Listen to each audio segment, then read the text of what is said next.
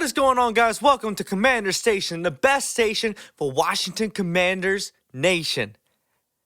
Ugh.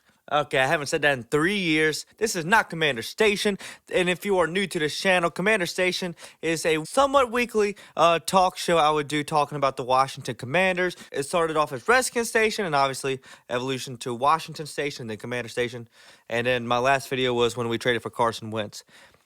That broke me, so I didn't do it, and others factors within the organization that just made me not proud to talk about the whole team. And so after the Carson Wentz mixed with that stuff, I just kind of stopped. I've done the fan reactions for the past season and a half. Really enjoyed doing that, but I've wanted to get back into talking about the team because we have hope again. And a little backstory for you guys who are new to this channel. I became a fan in 2012 because of RG3, and I've been a fan for ever since. I worked for the team during the training camp in 2019 and in 2021 when they were in Richmond. Love this team, love the fan base, and I've been proudly representing the team through all the bad.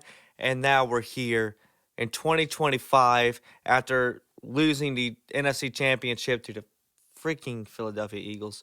I'm still depressed from that. I don't think I felt this hard. It didn't hit me right after the game, but when I went to sleep after the game, it hit me like a brick wall. And it was like just this heartbreak that I don't think I've really felt since the last time a woman broke my heart. And I don't think this time I'm gonna write a 20-song album off of it. So there is growth. This is new NFL content. I said in my video at the beginning of the year that NFL content will be returning in this talk show format. This is not the official format. I don't know what it's going to be like, but this Commander season just ended, and I really want to talk about it because I've just been so excited to talk about it. We'll just see how the show evolves. It's going to be Commander space, but it's also going to be NFL as a whole because I just love the NFL. I love talking about the NFL, and I feel like I have some decent football knowledge that I can apply to this world. So without further ado, let's jump into this season. I don't know where to start. I honestly don't. Obviously, the one big thing we all know, Jayden freaking Daniels. The guy is an absolute menace on the field.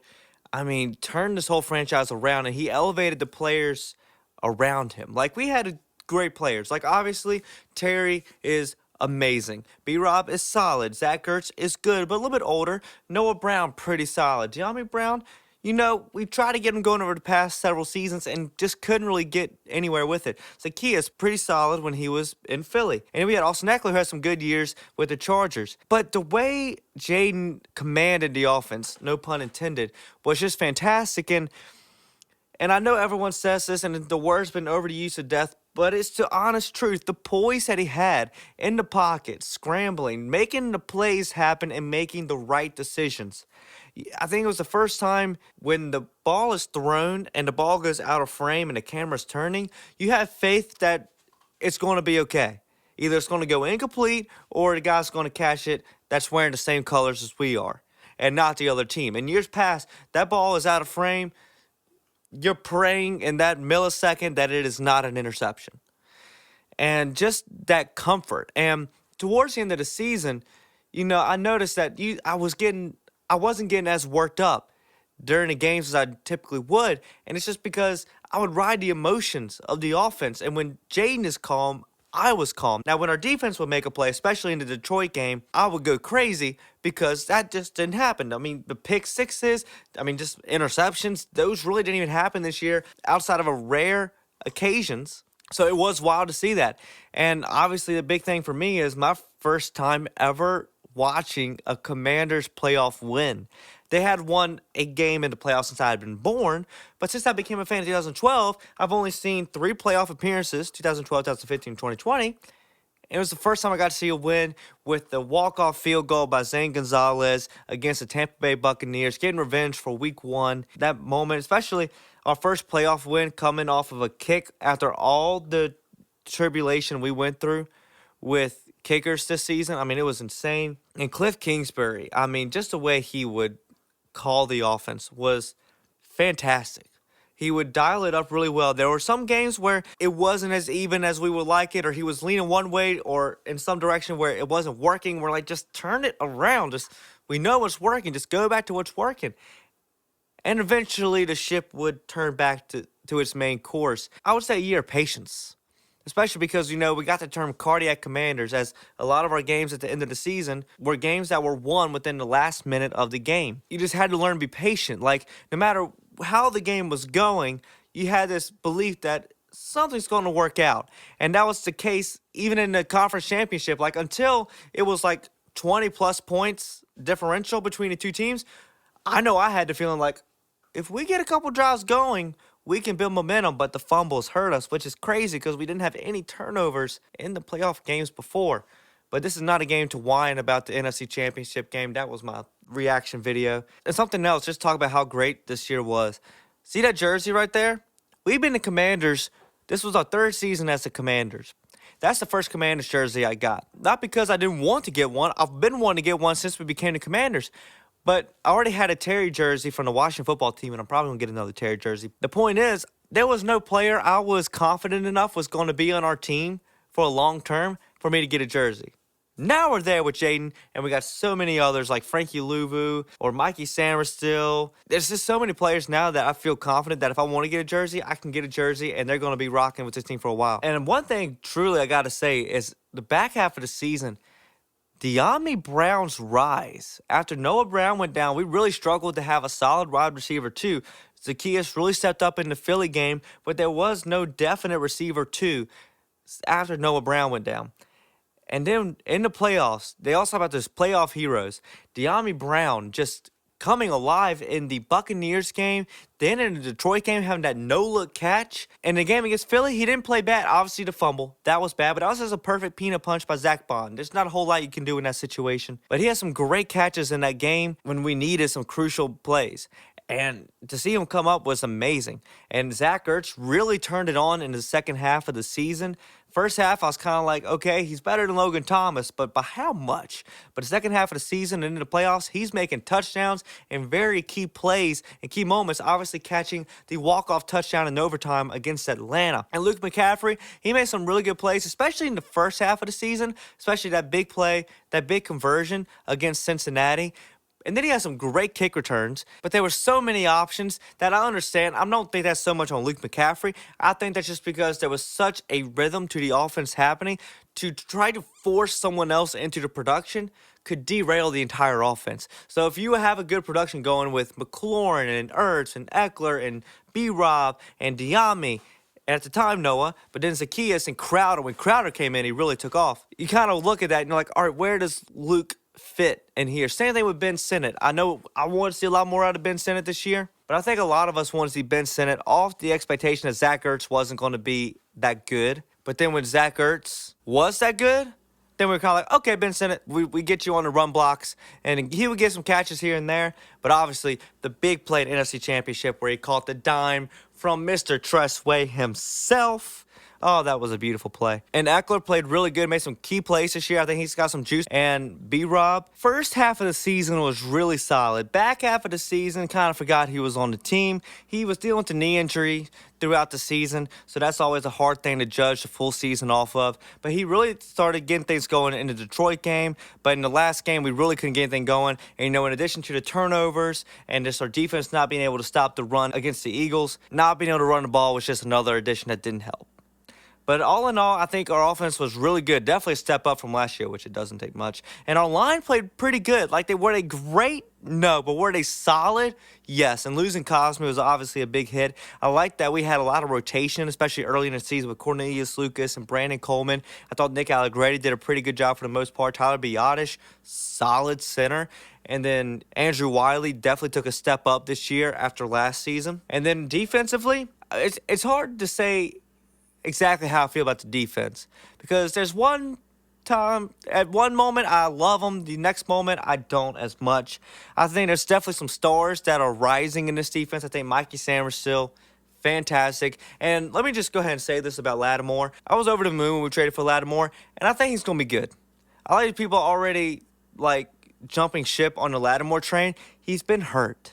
He's been pushing it through. Now, has he been really emotional and really grabby? Yes. We can't properly judge until he has a full off season, goes through training camp, really gets to learn this defense from the ground up, and then let's see what happens. Do I think he's as good as he was maybe a few years ago? No. But I mean, it's hard for players, especially at that position, to stay at a high level for so long. But he's better than what we got. Like, right? He's better than St. Juste.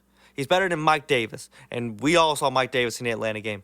Woof. And Marshall Lattimore was a key player in the Saints game, was rarely targeted, and he was a key player in the Detroit game and made some physical plays. And in the Tampa game. Did he get cooked by Mike Evans? Absolutely. But did he make some physical plays, especially when Bucky Irving was running? Absolutely, and that's what you want. Even on plays where he's not playing as good in pass coverage, he was stopping the run really well and attacking the runner. And safeties, I thought safeties were good. I like Quan and I like Jeremy, and I think they can both be the starters going into next year. I'd like to get some more depth there, so in case one of them goes down, I'm not really confident in the guys behind them being able to hold down the defense on the back end. But Quan and Jeremy held it down. Like I said, Mike Sanders still doing really good on the outside. We need to get someone else that can really shine the nickel. I thought Noah Igbenogany did a really good job. I think he is someone I would like to keep around as a good depth corner. I think we're just going to have to look for another corner to be able to just add depth. I think that's the big thing on defense is adding depth. I think we have a lot of great starters, but if one man goes down or we just want to keep them fresh, it's kind of hard to.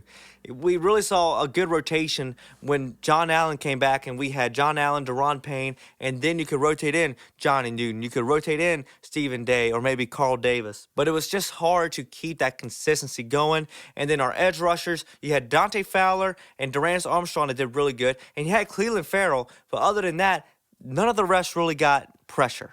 And that was the big thing. We weren't really getting home. We were applying pressure, but we weren't getting home until the back half of the season. We started to really play discipline in the lanes, and we started to finally get home. Now, obviously, Dante Fowler had that magical pick six against Carolina. Durance Armstrong had that key fumble in the Detroit game. So they have made some great plays. Don't want to take that away from them. Cleveland Farrell made some great key sacks.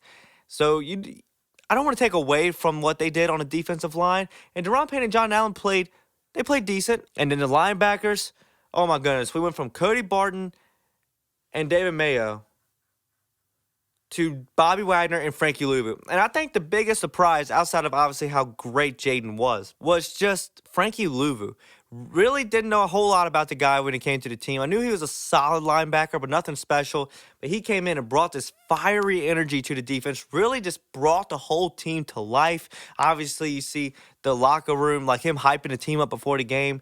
And just the energy that he would bring on the field when he'd hit hard. Like he was playing with passion in the Philly game. He made that big sack on Jalen Hurts, that big tackle for loss on Saquon, and then jumping over the line on the tush push. Some people said it was stupid. I thought it was him playing with his heart. That's what I thought it was. And I really just enjoyed watching him play this season. I think it was just a fantastic addition to the team. And I think that was arguably one of the best free agent signings we had. And Bobby Wagner, having Bobby Wagner on the team, like he's been one of my favorite linebackers since I became a fan back in 2012, because obviously I became a fan right at the time where the Legion of Boom was forming. And his production was solid as ever. He was just such a leader for this team. He was such a guiding light for this defense. Where Frankie Luvu brought the energy, Bobby Wagner brought the direction. And that's what I really wanted to see. It's just our defense to have energy and direction and passion. And someone that would hold them to the discipline that they needed to have to make plays happen. And I thought they did a pretty good job. That we could not stop the run all season, but we did enough where the offense could keep going and we could just kind of hold the opponent. And then there were some times where they played fantastic, like Arizona, Cleveland, the Titans, like games like that, obviously against bad teams, where we just dominated on defense. And there was other games like we dominated on defense in Detroit. We played pretty solid against Tampa Bay. So they made plays when plays needed to be made outside of the conference championship. And that was what you want. You want your defense, bend but don't break. And they did a great job of that all year. The turning point for the season was the Hail Mary. Even though it came on such a fluke play, I think that was just an energy to this team that we can win these big games. And that's just such a moment where in past, Washington would have never gotten that moment. And then seeing it happen on such a big stage, it was crazy. I lost my voice for like 2 days after that play. It was amazing. And then I think the most heartbreaking game outside of the NFC Championship was either Pittsburgh, where we lost on that Benjamin St. Juste getting burnt by Mike Williams play, or the Dallas play where Terry McLaurin had that beautiful touchdown from Jaden just to not matter because Austin Seibert missed the extra point. But what a season. I regret the video I made when we hired Dan Quinn last year. That reaction video, you could tell right then I was counting us out. And I'm so sorry, Dan Quinn. I was wrong. I was so wrong. Adam Peters and you absolutely cooked. And just thank goodness for Josh Harris. I mean, Josh Harris staying out of the way, but giving us the ability to get the pieces we need to get and just get everything in order. Especially at that article that just came out from ESPN about the previous owner. It's just such a breath of fresh air, and it's just exciting to be able to proudly wear Commanders merch again. Be proud of not only the team, but the front office, the whole organizational structure, the way this team carries itself. Putting God first was something that I really loved with this team. And my biggest surprise was Frankie Luvu, but I think my best story from this year was Terry McLaurin. Now, Terry is my favorite player in the league, and it's because I worked for the team the year he was drafted. We got him. He's going to be a good special teams receiver, but he was working his way up through training camp, and we had a day where it was just us and the team right before their preseason game. I think it was against the Bengals. They had a little walkthrough, and then they came and greeted us, and Terry was coming over to every person and signing autographs and stopping to talk, and I had seen him every day just working his butt off. And I told him, I said, the NFL just doesn't know what they got in you, do they? And he says, no, they're about to find out. And just seeing it from a rookie, like that quiet confidence, like he's not arrogant, but he knows he's good. He knows the work he puts in. He knows that he believes in himself to make the plays happen. And now to fast forward, and he's been a great receiver for us for years. And now getting a chance to succeed. So unfortunately, we couldn't get to Super Bowl this year, but knowing that that's within grasp, I just love that for Terry. He deserves it. He has put everything out for this team, and I am just so happy for him. And, him finally getting his signature Scary Terry celebration. I hope they add that to Madden next year. Just watching Quinyon Mitchell mock that pissed me off more than I think the actual game did. But, yeah, Terry McLaurin, just him having a successful season and a team that won was amazing. I love that for him. I love that for Jeremy Reeves. I love that for Tress, Sam Cosmi, B-Rob, John Allen, Deron Payne. These guys have been here for a long time, and just they deserve it. They deserve it. So all in all, I'm very happy with how the season went. I think I can't tell you what my favorite win of the season was. Cincinnati was so special because that was the first time I truly felt like, we can compete with that big touchdown on that 3rd and 7, 0 blitz. Jaden throws, gets absolutely smacked in the backfield, and Terry McLaurin coming down with it. But obviously, Dallas in Week 18 was amazing. And I think an unsung hero from this season is Marcus Mariota. I think he was such a leader for Jayden Daniels, and we always heard about it, but I think that little clip in the Atlanta game where Jayden ran for over 100 yards, and he's like, look, use your God-given ability and go win us this game. And seeing Jayden go and throw the touchdown to Zach Ertz, that really spoke volumes. And just the way Marcus handled the game against Carolina and handled the game against Dallas, I am so happy because Marcus has been one of my favorite quarterbacks since he came into the league in 2014. Having him on the team is exciting, and I hope we keep him around because I think he's such a great voice for Jayden. And I think he's just a good person to have in the locker room. It sucks that we had to wait so long for the next season. It's probably going to be the longest offseason of my life, but there's so much to look forward to. Like I said, there'll be another video in the coming months where we'll talk about maybe what the future of the Commanders looks like for the next season. But I just want to say, I've been a fan for years. And I've taken a lot of crap for it. Friends, and it's all jovial banter. It's all fun and games, but it eats at you. Like I said, I used to make a show all the time about the Commanders, and I just stopped because the team just depressed me. There was no enjoyment with this team. And, it was from the top down, from ownership all the way down to the players. The players had no energy. The coaches had no direction. And we could never get a solid general manager. Obviously, Bruce Allen was a piece of garbage. Scott McClellan was the only one that did any good for us, and he got kicked out. It was just taking a beatdown after beatdown after beatdown after beatdown. And it's just like, at what point does it end, At what point does the heartbreak end? At what point do we just get to say, we're good? I was driving last year after the 2023 season. That season broke me. I'll be honest, that season just shattered me in so many ways. I was driving around, and I was like, I know football teams go up and down so much, but am I ever going to see my team succeed? Am I ever going to witness my team have any type of success. Not even thinking Super Bowl. I'm just thinking win a freaking playoff game. If I could only tell him months later that he would be witnessing not one but 2 playoff wins and a chance to go to the Super Bowl.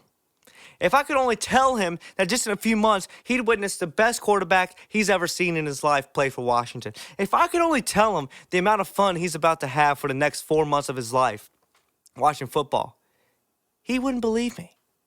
I don't think any of us would believe it if we went back and told our past selves what was about to happen. You take so much crap and you hear all the words Deadskins to commies, and I mean, it's funny. I get it. We sucked. And looking back on it, we really sucked. You kind of get jaded in the moment, but I think after 2023 was the first time I truly woke up to it. And I think, I know it's just a sport. I know it's just a football team, but gosh, I love this team.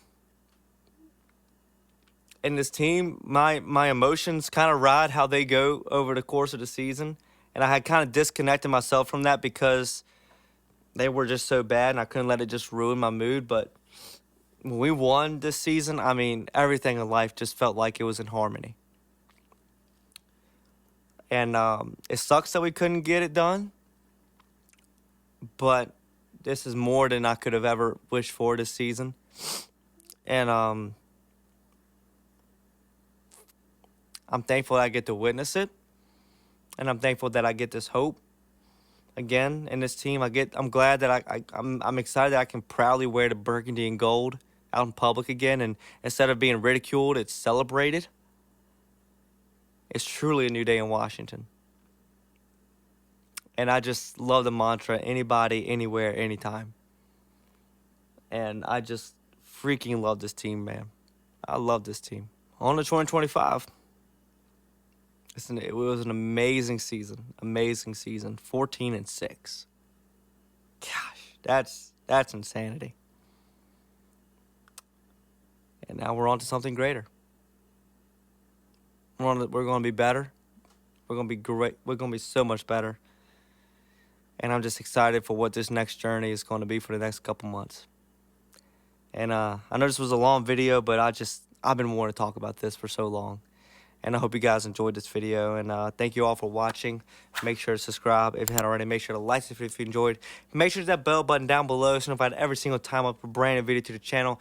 Make sure to go stream my song Sunglasses wherever you listen to your music. Go check out the Patreon for a bunch of exclusive content there, a bunch of behind the scenes content. On to some more football content coming to the channel.